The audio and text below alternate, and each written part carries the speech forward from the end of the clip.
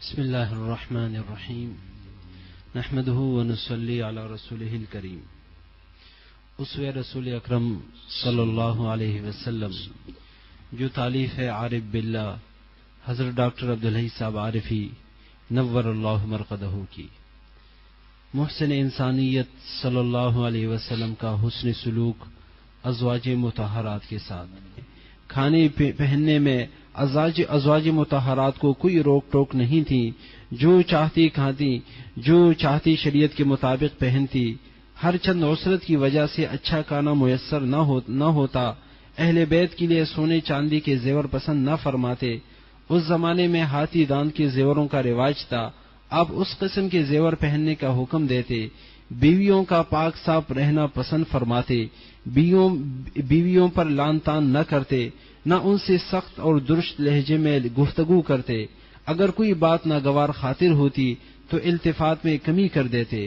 حضرت عائشہ رضی اللہ عنہا فرماتی ہیں کہ جب حضور صلی اللہ علیہ وسلم گھر کے اندر تشریف لاتے تو نہایت خندہ پیشانی کے ساتھ مسکراتے ہوئے داخل ہوتے۔ سبحان اللہ، واہ بھائی واہ، ماشاء اللہ ماشاء اللہ۔ اس کا فوٹو سیٹ کل جمعرات کے لیے انشاءاللہ لکھ لیجئے گا کاموں میں اپنے پاس۔ ماشاء اللہ ماشاء اللہ۔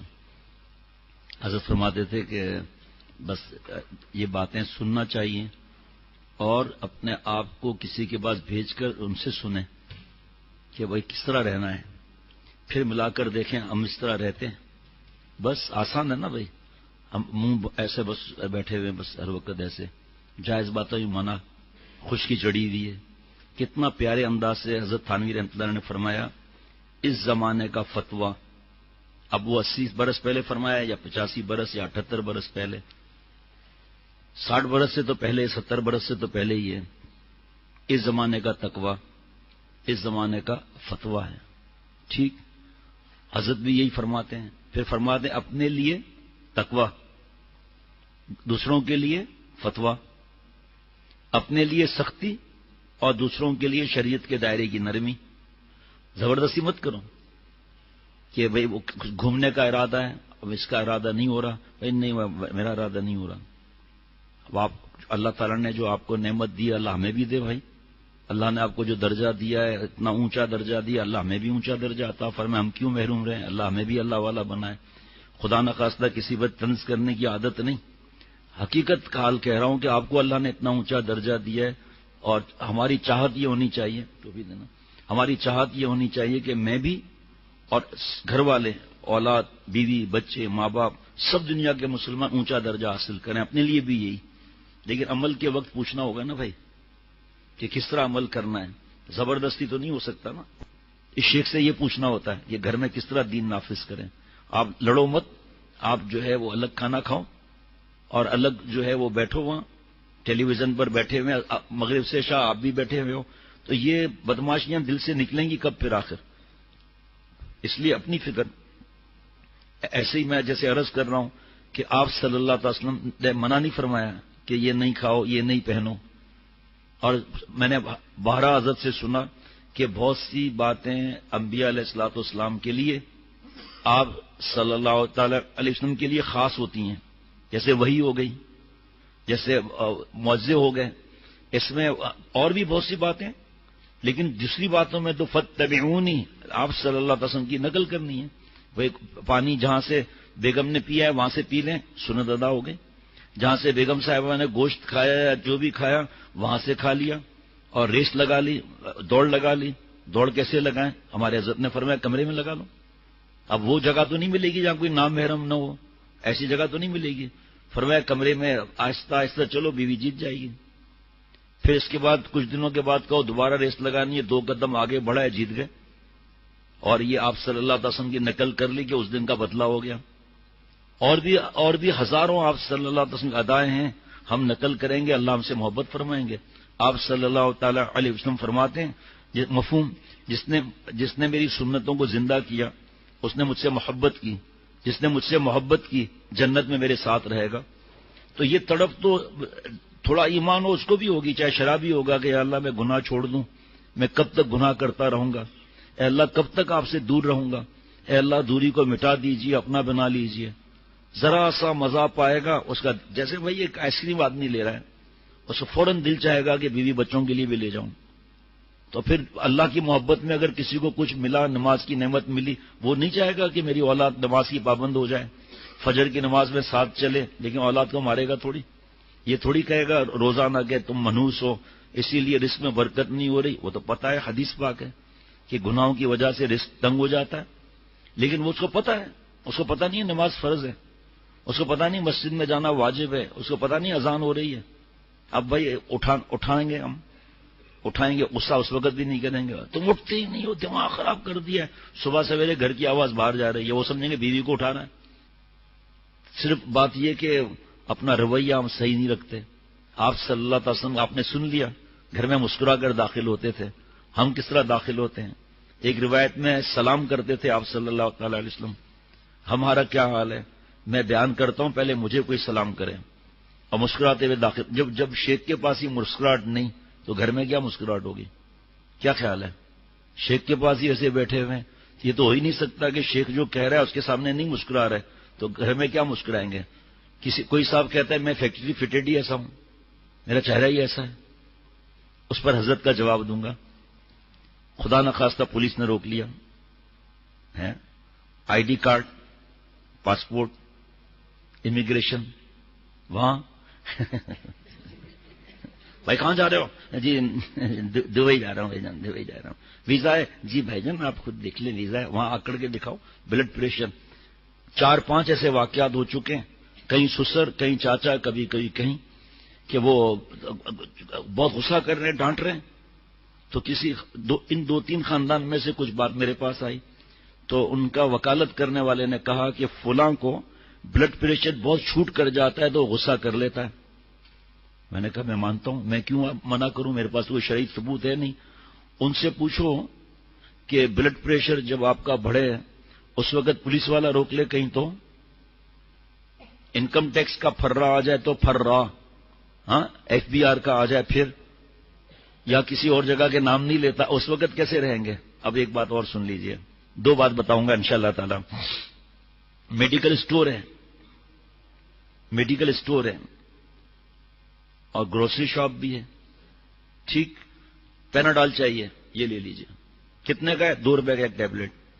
جی شیمپو چاہیے، کون سا چاہیے؟ یہ ادرک کا شیمپو چاہیے، یہ لے لیجئے. شاید وہ ریورس گیئر مارتا ہو تھوڑا، فوراً ہر چیز موجود. اور بہت سو کو تو ریٹ بھی زبانیں یاد ہوتے ہیں. کیوں؟ محبت اس چیز سے. سنت یاد نہیں ہے، نماز یاد نہیں ہے، سنت کا طریقہ ہے، سنت کا یہ یاد نہیں.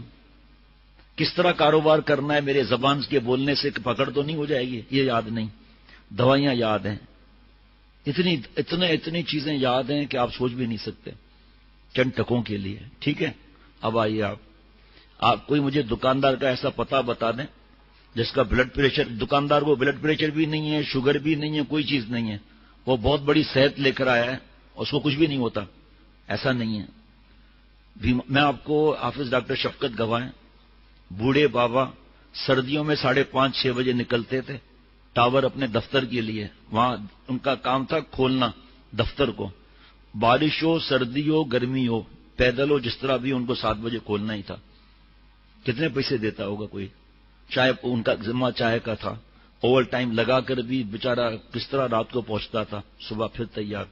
لیکن فجر کی نماز کے لیے فکر نہیں، اس کی فکر پیسہ. آگے سنیے جو اصل بات بولنے لگا ہوں. مجھے کوئی ایسا دکاندار آپ دکھا دو، چاہے کوئی بھی دکان ہو، جوتوں کی ہو یا کسی کی بھی ہو، جس میں وہ سارا دن مسکراتا نہ ہو. اور بلڈ پریشر، اس کو ایک کسٹمر آیا، سر ایکسکیوز می، وہ کہاں پر ہے ڈالڈا کا تیل؟ کا میرے سر پر ہے ڈالڈا کا. اندھا دکھتا نہیں ہے کہ کہاں رکھا ہوا ہے. ایسا دیکھا آپ نے کبھی بھائی؟ ہے جی. مٹھائی کے دکان والوں کے دانت کیسے کھلے رہتے ہیں؟ اوپر لکھا ہوا ہے 2500 روپے کلو.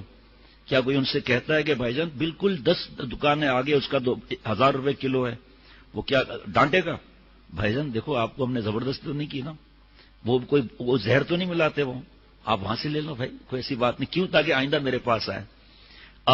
حضرت کا جملہ سنیے، چند ٹکوں کے لیے سارا دن مسکرانا. حضرت محمد مظہر صاحب دامت برکاتہم کے پاس ایک ایروسٹس کو جو ٹریننگ دیتی ہے نا، وہ بیعت ہو گئی، بیعت عثمانی، یعنی سامنے نہیں، ہاتھ نہیں ملانا ہے، بیعت عثمانی ہو گئی وہ خاتون خط کے ذریعے۔ پھر وہ اللہ نے ان کو بدلی کیا، تو انہوں نے حضرت کو لکھا کہ حضرت والا مجھے ایروسٹسوں کی ٹریننگ کرنی ہوتی ہے، اس طرح مسکراؤ، اس طرح مسکراؤ، تو رات کو گھر جا کر زیتون کے تیل سے جبڑوں کی مالش کرتی ہوں، اتنا درد ہوتا ہے۔ کس لیے؟ بے حیائی کے پیسے۔ ذرا سوچیں تو ہم کس جگہ پر کھڑے ہیں ہم لوگ، گناہ کبیرہ کر کے بے حیا بن کر وہ تو پھر بدل گئی، وہ تو بات کی بات ہے نا۔ اللہ تعالیٰ تو پرانا حساب نہیں لیتے نا، اللہ تعالیٰ تو معاف فرماتے ہیں، احساناً فضلاً، کوئی قرضہ نہیں، نعوذ باللہ۔ اللہ تعالیٰ کیوں معاف کرتے ہیں بھائی؟ ہمیں پالا ہے اللہ تعالیٰ، پال رہے ہیں، اور پتہ نہیں کتنوں کو اللہ پال رہے ہیں، کوئی اس کو بیان بھی نہیں کر سکتا۔ اس پالنے والے کی محبت، پھر اس کو ہم اللہ کو ناراض کریں، یہاں چند ٹکوں کے لیے مسکرا جبکہ مسکرا کر بات کرنے سے صدقے کا ثواب ملتا ہے، مفہوم ہے۔ اسی پر میں بیان نہیں کر سکتا، پہلے آپ کو بتا رہا ہوں، نہیں بیان کر سکتا۔ کتنی بار کہو لیکن چہرے پر مسکراہٹ اور خوشگوار نہیں ہوگا، بشاشت نہیں ہوگی، چہرے پر نہیں ہوگی، کتنا بھی کہو۔ دیکھیں صبر کی 3 تفسیر ہے، ابھی وہ اس کا موقع نہیں۔ چوتھی تفسیر حضرت نے فرمائی جس دروازے سے اللہ تعالیٰ نے علامہ آلوسی رحمۃ اللہ علیہ کو عطا فرمایا، چلو جلدی بتا دیتا ہوں۔ نمبر 1، الصبر فی المصیبہ، شکایت نہ کریں۔ الصبر علی الطاعہ، اطاعت کر کے صبر کرے، کاش کہ میرے دل میں آ جائے کہ نماز کے علاوہ بھی اطاعت ہے۔ نمبر 3، الصبر عن المعصیہ، گناہ نہ کر کے صبر کرے۔ چوتھا، اللہ نے جو حضرت کو عطا فرمایا، چہرے سے بھی پتہ نہ چلے، غم کا اظہار، مسکراتے رہو۔ کہنے کے باوجود جب میں بار بار کہتا ہوں مجھے کوئی قرضہ دے رہے ہیں آپ، کیا مسکرا رہے ہیں؟ سنت پر عمل کریں گے تو نا۔ اب میں تو فوراً یہ حساب لگاتا ہوں۔ ایک صاحب، ان کے گھر والوں نے بھی کہا، اس نے خود بھی کہا، گھر والوں نے کہا کہ یہ گھر میں مسکراتا نہیں ہے، تو حضرت والا کے پاس میں لے گیا ان کو، وہ خود بھی ان کو پتا تھا کیوں لے جا رہا ہوں میں نے حضرت والا سے عرض کیا کہ حضرت جی، شیخ العرب العجم عارف باللہ حضرت مولانا شاہ محمد اختر صاحب رحمۃ اللہ علیہ سے عرض کیا، حضرت جی یہ ان کے گھر والوں نے مجھے بھیجا ہے، یہ مسکراتا نہیں ہے یہ۔ تو فرمایا ارے بھائی میرے سامنے تو مسکرا رہا ہے۔ میں نے کہا حضرت یہی تو مسئلہ ہے، آپ کے سامنے مسکراتا ہے، گھر نہیں مسکراتا۔ تو حضرت والا نے فرمایا کہ جو فیروز میمن کا ہے اس پہ عمل کرنا۔ ان سے فرمایا، وہ صاحب آج بھی یاد دلاتے ہیں، وہ کہ جو فیروز میمن کا ہے وہ کرنا۔ دوسری بات یہ کہ تم میرے پاس مسکراتے ہو؟ کہا جی حضرت۔ گھر پہ کیوں نہیں مسکراتے؟ جواب نہیں تھا کوئی بھی۔ فرمایا مجھے ایک سوال کا جواب دو، اختر کے اس کمرے ICU میں اللہ ہے، گھر میں اللہ نہیں ہے؟ آپ صلی اللہ علیہ وسلم کی تعلیمات تمہیں یہاں یاد آتی ہیں، گھر یاد نہیں آتی؟ وہ تو سارے دن کے بیچارے پریشان بیٹھے ہوئے نا۔ پریشانی سے مراد یہ کہ ابا آئیں گے، بھیا آئیں گے، شوہر صاحب آئیں گے، اور فلم بھی نہیں، خصوصاً جہاں یہ خرافات ذلتیں نہیں ہیں، وہاں کون بات کرے گا ان سے؟ کون دل خوش کرے گا؟ ارے چاہے سفید داڑھی بھی ہو گئی، الحمدللہ اللہ کے کرم سے ہنساتے بھی ہیں گھر میں بھی، اللہ تعالیٰ کی رحمت سے۔ باقی چیزوں پر بھی اللہ عمل کرے، ہنسانے میں ذرا تھوڑا جلدی کام بن جاتا ہے آدمی کا، دوسری چیزوں پر عمل نہیں ہوتا، غصے میں کیا کریں، بلڈ پریشر ہے، شوگر ڈاؤن میں غصہ آتا ہے، ہائی میں ہوتا ہے غصہ۔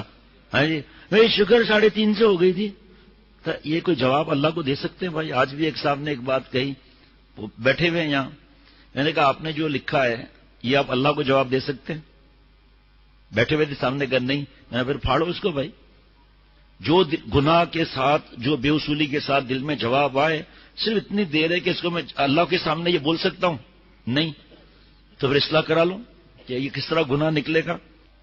جب ایک دفعہ حضرت فرماتے تھے، شیخ نے کہہ دیا نا کہ بھائی خط لکھ کر لاؤ کہ تمہارا چہرہ مسکراہٹ والا ہوتا ہے، چند ٹکوں کے لیے مسکراہٹ ہے، اور شیخ بار بار بیچارہ جب دیکھو منہ ایسے، جب دیکھو منہ ایسے، وہاں پر کوئی ظلم ہوا ہے؟ آپ نے کوئی زبردستی شادی کی ہے، یا زبردستی آپ کو کوئی نوکری پر بھیج رہا ہے، وہاں HR کا ہیڈ بلائے اور کہے کہ صاحب یہ کمپلینٹ آئی ہے، آپ مسکرا کر بات نہیں کرتے ہو؟ سچ کہہ رہا ہوں آپ کو میں، کھل مل کے آپ نہیں رہتے ہو، آپ کی کمپلینٹ آئی ہے یہ، پھر سر بس انسان ہے، غلطی تو ہو جاتی ہے نا، کل سے آپ کو شکایت نہیں ملے گی۔ جو دوست بیٹھے ہیں دیکھ لیں HR کا ایسا آتا ہے نہیں آتا، یہاں تک کہ لڑکیوں سے گھل مل کے نہیں رہتے ہو، اللہ کا عاشق تو نہیں گھل مل کے رہے گا؟